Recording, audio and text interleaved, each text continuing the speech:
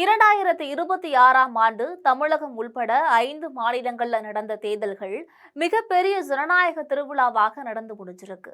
இந்த நிலையில ஊடகங்களின் விவாதங்கள் மக்கள் மத்தியில பெரும் எதிர்பார்ப்பை ஏற்படுத்தியிருக்கிறது. ஆனால் மக்கள் எல்லாம் முன்பை போல் இல்லாமல் உண்மையான கள நிலவரங்களை வழங்கக்கூடிய ஊடகங்களையே தற்போது அதிகம் நம்ப தொடங்கியிருக்காங்க. இந்த தேர்தல் முடிவுகள் வெளியான பிறகு பல கார்ப்பரேட் ஊடகங்களின் செல்வாக்கு சரிந்துவிடும் என்றும் ஊடகத்துறையில ஒரு புதிய சகாப்தம் தொடங்கும் என்றும் எதிர்பார்க்கப்படுகிறது. இது பற்றி ஒரு விரிவான செய்திகளை தற்பொழுது பார்க்கலாம்.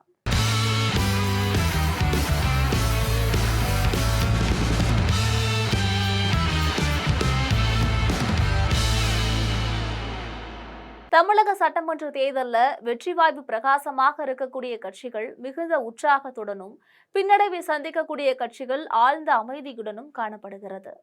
குறிப்பாக திமுக போன்ற கட்சிகள் வெற்றி பெறும் போது கொண்டாடுவது வழக்கம் என்றாலும் இந்த முறை நிலவக்கூடிய கடும் போட்டியால அவர்களோட முகங்கள்ல ஒருவித பதற்றம் தென்படுவதாக விமர்சகர்கள் சொல்றாங்க.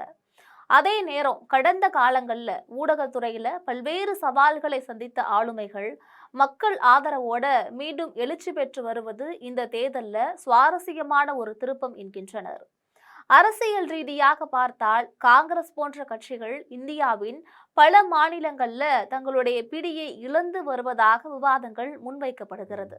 உதாரணத்திற்கு குஜராத் உள்ளாட்சி தேர்தல்கள்ல காங்கிரஸ் தொடர்ந்து தோல்வியை தழுவி வருவதும் 10% இடங்களை கூட பிடிக்க முடியாமல் திணறுவதும் தேசிய அரசியல்ல அக்கட்சியின் பலவீனத்தையே வெளிச்சம் போட்டு காட்டுகிறது. ராகுல் காந்தி போன்ற தலைவர்கள் பாஜகவை வீழ்த்துவோம் என்று கூறினாலும் அடிமட்ட அளவுல அக்கட்சியின் கட்டமைப்பு சிதைந்து போயுள்ளதாக கூறப்படுகிறது. மாநில தலைவர்களுக்கும் மேலிட பொறுப்பாளர்களுக்கும் இடையே நிலவக்கூடிய தகவல் தொடர்பு இடைவெளி அக்கட்சியின் தேர்தல் பணிகளை பெரிதும் பாதித்துள்ளது. தமிழக அரசியலை பொறுத்தவரை காங்கிரஸ் கட்சி திராவிட முன்னேற்ற கழகத்தை சார்ந்தே இருக்க வேண்டிய கட்டாயத்தில் இருக்கிறது. திமுக வென்றால் நாங்களும் வென்றதாக அர்த்தம் என்ற நிலைக்கு காங்கிரஸ் தள்ளப்பட்டுள்ளது.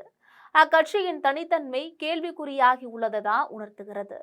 தமிழகத்தின் பல பகுதிகளில் காங்கிரஸ் ஒரு தனி அரசியல் கட்சியாக கூட கருதப்படாத சூழல் நிலவுவதாக கடுமையான விமர்சனங்களும் எழுந்து வருகிறது. 2026 தேர்தல் களம் இத்தகைய கூட்டணி அரசியலில் இருக்கக்கூடிய பலவீனங்களையும் சிறிய கட்சிகள் பெரிய கட்சிகளின் நிழலில் ஒளிந்து கொண்டிருப்பதையும் வெளிச்சம் போட்டு காட்டுகிறது. இறுதியாக அஸ்ஸாம் மற்றும் மேற்கு வங்கம் போன்ற மாநிலங்கள்ல நிலவக்கூடிய தேர்தல் களம் தேசிய அரசியல்ல ஒரு மிகப்பெரிய மாற்றத்திற்கான அறிகுறியாகத்தான் பார்க்கப்படுது. மக்கள் உண்மையான தலைவர்களையும் தங்களுக்கு பிடித்தமான ஊடக ஆளுமைகளையும் ஆதரிப்பதில் உறுதியாக இருக்காங்க. நெருக்கடியான காலங்களில் சிறைவாசம் மற்றும் அடக்குமுறைகளை சந்தித்தவர்கள் மக்கள் ஆதரவுடன் மீண்டும் முன்னுக்கு வருவது ஜனநாயகத்தின் வலிமையாகவே பார்க்கப்படுது. மே 4ஆம் தேதி வெளியாக போகக்கூடிய இறுதி முடிவுகள் இந்தியாவின் அரசியல் வரைபடத்தை மட்டுமல்ல ஊடகங்களோட நம்பகத்தன்மையையும் தீர்மானிக்கும் ஒரு முக்கிய மைல்கல்லாகத்தான் பார்க்கப்படுது.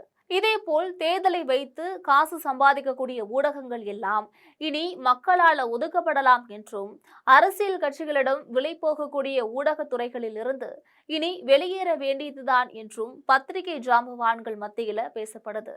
இதுபோல அரசியல் செய்திகளை அன்றாடம் தெரிந்து கொள்வதற்காக எப்பொழுதும் இணைப்பில் இருங்கள் ஜிம் தொலைக்காட்சியோடு.